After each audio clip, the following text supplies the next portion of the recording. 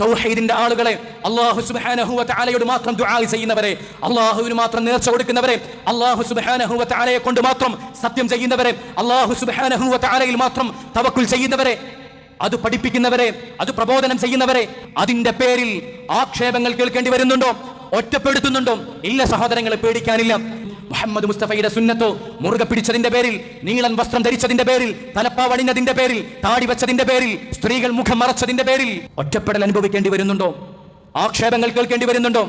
എന്റെ പ്രിയപ്പെട്ട സഹോദരിമാരെ, സഹോദരങ്ങളെ, നമ്മൾ ഒരടി പിന്നോട്ട് വെക്കേണ്ടതില്ല. ഒരപകർഷതാ ബോധവും നമുക്ക് തോന്നേണ്ടതില്ല.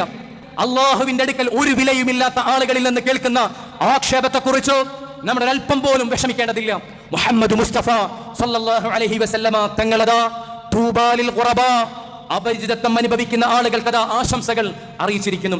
അതുകൊണ്ട് എന്റെ പ്രിയപ്പെട്ട സഹോദരങ്ങളെ, ഒറ്റപ്പെട്ടാലും ആക്ഷേപങ്ങൾ കേൾക്കേണ്ടി വന്നാലും അത് കേൾക്കുക തന്നെ ചെയ്യും. ഹക്ക് മുറുകെ പിടിക്കുമ്പോൾ അനുഭവിക്കേണ്ടി വരിക തന്നെ ചെയ്യും. തൗഹീദിന്റെ പേരിൽ, സുന്നത്തിന്റെ പേരിൽ കേൾക്കേണ്ടതെല്ലാം കേൾക്കേണ്ടി വരും.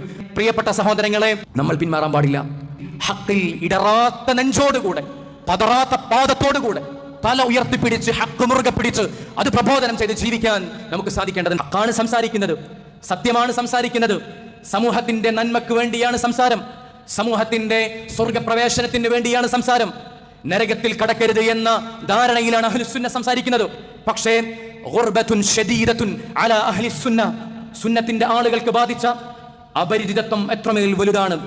സുന്നത്ത് മുറുകെ പിടിക്കുന്നതിന്റെ പേരിൽ, തൗഹീദ് സംസാരിക്കുന്നതിന്റെ പേരിൽ, അല്ലാഹുവിന്റെ റസൂലിന്റെ സുന്നത്തിനും കളങ്കമേൽക്കാതെ, ഒരു ബിദ്അത്തും കലർത്താതെ മുഹമ്മദ് മുസ്തഫയുടെ സല്ലല്ലാഹു അലൈഹി വസല്ലം അവിടുത്തെ സുന്നത്ത് മുറുകെ പിടിച്ചതിന്റെ പേരിൽ അതാ കുടുംബം പോലും വേട്ടയാടുന്നു. ആരൊക്കെ വേട്ടയാടിയാലും, ആരൊക്കെ എന്തു പേരിട്ട് വിളിച്ചാലും, ആരൊക്കെ ഏത് ചാപ്പയടിച്ചാലും നമ്മൾ തന്നെയാണ് സൗഭാഗ്യവന്മാർ. ബിഹാദിഹിൽ ഖുർബ, ഇത്രമേൽ അപരിചിതത്വം അനുഭവിക്കേണ്ടി വന്നാലും, ഇത്രമേൽ ആക്ഷേപശരങ്ങൾ നമുക്കെതിരെ ഉണ്ടായാലും, അത് വെറുതെയല്ല.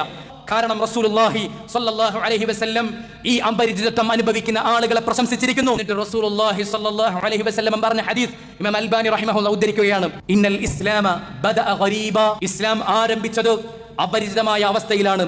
വസയഊദു ഗരീബൻ കമാ ബദഅ, ഈ ഇസ്ലാം തുടങ്ങിയതുപോലെ അപരിചിതമായ അവസ്ഥയിലേക്ക് മടങ്ങും. ഫതൂബാ ലിൽ ഖുറബാ, അപ്പോൾ അപരിചിതത്വം അനുഭവിക്കുന്ന ആളുകൾക്ക് ആശംസകൾ.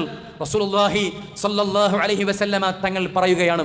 എന്റെ പ്രിയപ്പെട്ട സഹോദരങ്ങളെ, 1400 വർഷങ്ങൾക്കപ്പുറം നിന്നുകൊണ്ട് മുഹമ്മദ് മുസ്തഫ സല്ലല്ലാഹു അലൈഹി വസല്ലം തൗഹീദ് മുറുകെ പിടിച്ചതിന്റെ പേരിൽ, സുന്നത്ത് മുറുകെ പിടിച്ചതിന്റെ പേരിൽ അപരിചിതത്വം അനുഭവിക്കുന്ന ആളുകൾക്ക്, ഒറ്റപ്പെടേണ്ടി വരുന്ന ആളുകൾക്ക് അതാ ആശംസ അറിയിച്ചിരിക്കുന്നു. എന്റെ പ്രിയപ്പെട്ട സഹോദരങ്ങളെ, പിന്നെ നമുക്ക് എന്താണ് പേടിക്കാനുള്ളത്?